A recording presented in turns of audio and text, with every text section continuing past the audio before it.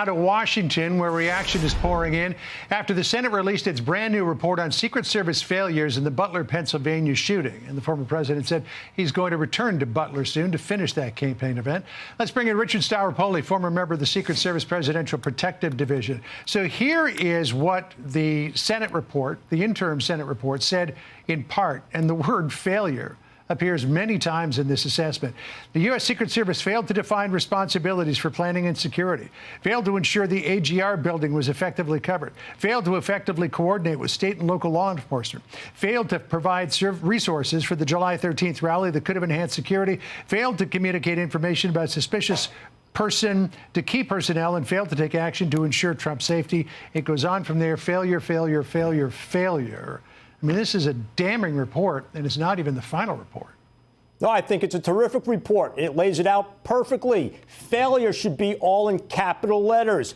This is purely indicative of what we've said since day one. This is a systemic leadership problem that's been going on for a year, 2 years, where they continually cut back, and lack the foresight to realize that because of the things that Donald Trump is talking about, he is target number one for everyone in the world. How the Secret Service leadership would think they would get away with this time after time with continually denying him appropriate manpower and resources is beyond comprehension. The other word that should be used here is incompetence, negligence, and just complacency. This is totally unacceptable. And what I like about this report is this will lead to more granularity and digging in. People need to be held accountable and need to be immediately fired.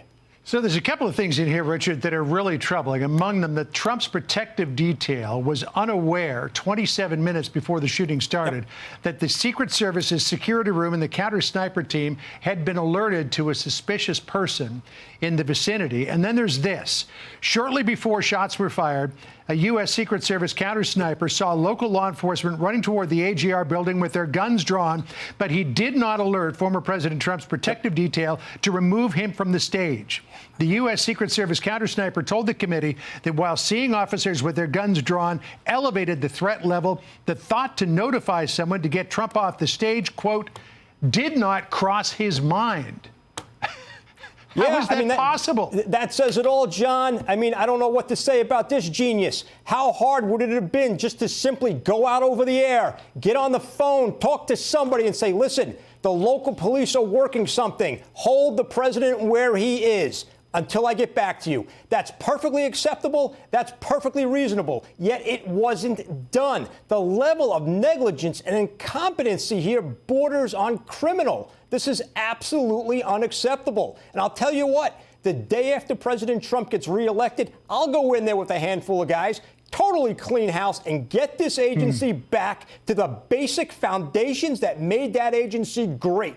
That's what needs to be done, because you can't wait. Director Rowe had a press conference last week and is talking about all these divisions and things he wants to do. What, are you out of your mind? This continues to go on every day. We don't have months and months to wait. Another $1 billion is not the answer here. We gave you $3.5 billion already. Most companies would kill to have that kind of resources. What are you doing? What have you done with all of this money? It speaks to the incompetence at the leadership level again.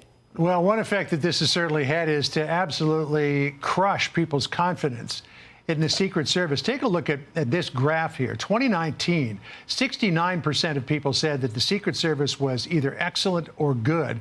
That number is down to 32%. Poor back in 2019 was 8%. It's now up to 36%. And 25% of people say it's only fair. How does the Secret Service get its reputation back? Well, one of the ways is, look, you got to get back to what made you great to begin with. And that's the very basic foundations of the Secret Service methodology. The second thing you need to do is you've got to get rid of this communications people where they have nothing to say.